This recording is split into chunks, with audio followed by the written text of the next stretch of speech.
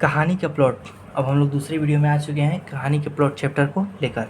अब देखिए, मैं यहाँ से आपको शुरू करता हूँ कहानी को समझाने। मैं कहानी लेखक नहीं हूँ। लेखक जो शिव पूजन शाह है वो बोलते हैं कि मैं कहानी लेखक नहीं हूँ। कहानी लिखने योग्य प्रतिभा भी मुझ में नहीं है। कहानी लेखन को स्वभावतः कला मर्मज्ञ होना चाहिए और मैं साधारण कलाविद भी नहीं हूँ। जो कहानी लेखक शिव पूजन शाह है वो बोलते हैं कि मैं कहानी लेखक नहीं हूँ और कहानी लिखने योग्य मुझ में योग्यता भी नहीं है। मतलब मैं कहानी लिखने योग्य कुछ भी मेरे में नहीं है।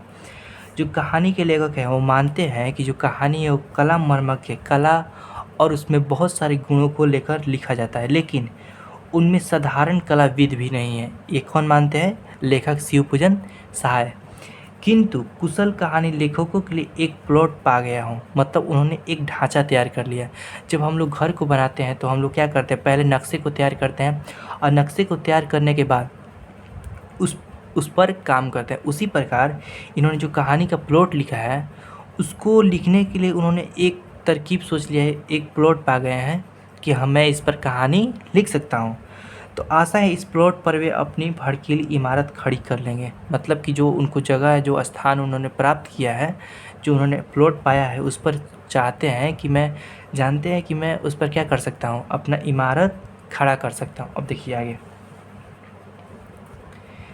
मेरे गांव के पास एक छोटा सा गांव है। लेखक कहते हैं कि मेरा जो गांव है उसके पास एक छोटा सा गांव है। गांव का नाम बड़ा गवारू है। यह सुनकर आप खिनाएंगे। वहाँ एक बूढ़े मुंशी जी रहा करते थे। गांव में कौन रहा करते थे? एक बूढ़ा मुंशी जी रहा करते थे। अब वो इस संसार में नहीं है। जो उनकी गांव के पास गांव था वहाँ पर क्या रहते थे? एक बूढ़े मुंशी जी रहते थे, जो भी इंसान इस संसार में नहीं है। उनका देहांत हो गया, यानी कि वो मृत्यु हो गया है। उनका नाम भी विचित्र ही था, अनमिल आखर अर्थ न जापू। उनका नाम क्या था? अनमिल आखर अर्थ न जापू। ये मुंशी जी का नाम था। इसलिए इसे साहित्यों के सामने बताने से हिचकिचाता हूँ। जो लेखक हैं वो कहते हैं कि नाम इतना उबाऊ है, इतना हमको परेशानी का सामना करना पड़ रहा है बोलने में, कि मैं इसको साहित्य के सामने बताने में क्या कर रहा हूँ, हिचकिचा रहा हूँ। खैर उनकी एक पुत्री थी जो अब तक मौजूद है। मुंशी जी की क्या थी? एक पुत्री थी जिसका मैंने नाम आपको बताया था।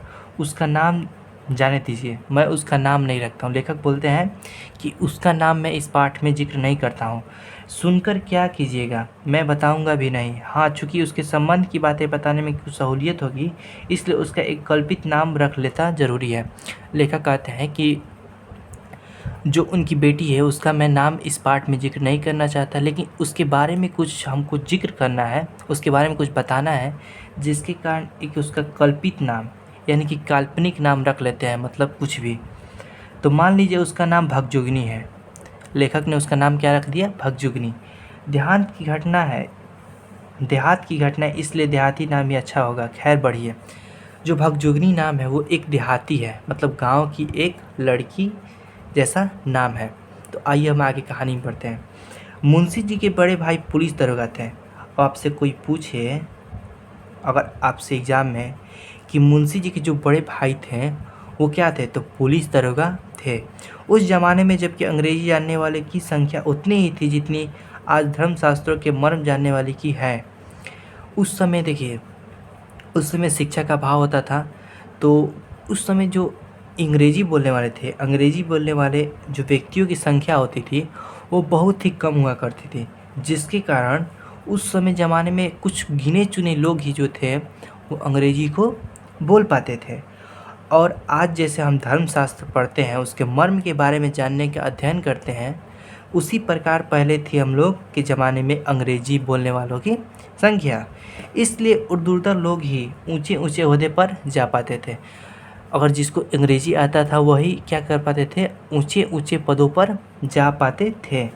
दरोगा जी ने 8-10 पैसे का, उन्होंने सिर्फ कितना? 8-10 पैसे का करीमा खालिक बारी पढ़कर जितना रुपया कमाया था उतना आज कॉलेज और अदालत की लाइब्रेरियाँ चाटकर वकील होने वाले भी नहीं कमाते हैं। उन्होंने जब उनके भाई थे, दरोगा जी जो उनके भाई थे, उस समय में 8-10 रुपये में, सिर्फ कितना में? 8-10 पैसे में, रुपये में नहीं, 8-10 पैसे में करीमा खालिक बारी, यानी एक बुक का नाम है करीमा खालिक बारी, सिर्फ पढ़कर उन्होंने क्या किया था? रुपए कमाए थे। अब सुनिए, वो उस समय जितना पढ़ के इस बुक से रुपए कमाए थे, आज के जो कॉलेज अदालत होते हैं उनकी लाइब्रेरियों में जो रहते हैं लोग, वकील रहते हैं, वो आज इतना पैसा यानी कि नहीं कमा पाते जितना जितना उन्होंने दरोगा जी ने उस समय ज़माने में कमा लिया था। आइए हम आगे बढ़ते हैं।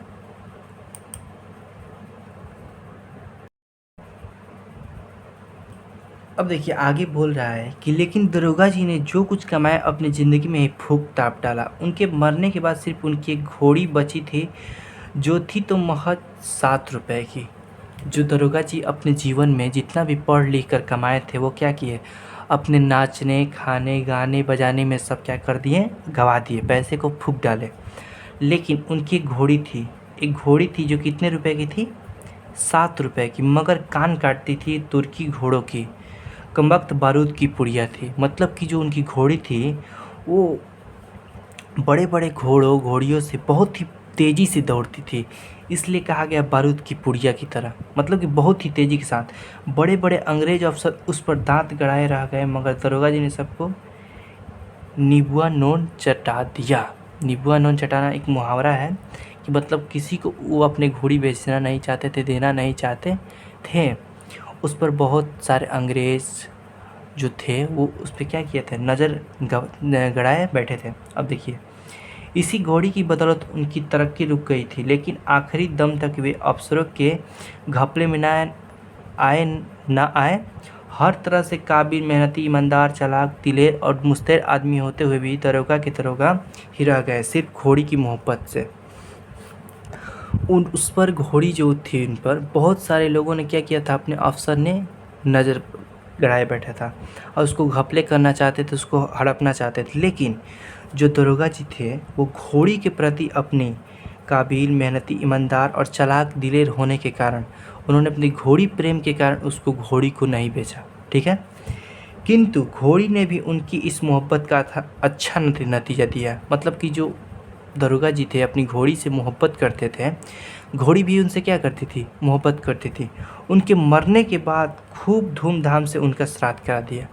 मतलब कि जब दरोगा जी मर गए तो जो गांव देहात के लोग थे उस घोड़ी को बेचकर क्या किया, उनका जो श्राद्ध कर्म था बहुत ही अच्छे से करा दिया। इसीलिए कहते हैं लेखक कि उनके मरने के बाद खूब धूमधाम से उनकी घोड़ी ने क्या करा दिया, श्राद्ध। घोड़ी बेचने के बाद जो पैसे मिली उसी से क्या हुआ, श्राद्ध हुआ। किसका, दरोगा जी का। अगर कहीं घोड़ी को भी बेच खाए होते तो नाम पर एक ब्राह्मण भी नहीं जमता। एक गोरे अफसर के हाथ खासी रकम पर घोड़ी को ही बेचकर मुंशी जी अपने बड़े भाई को ऋण हुए।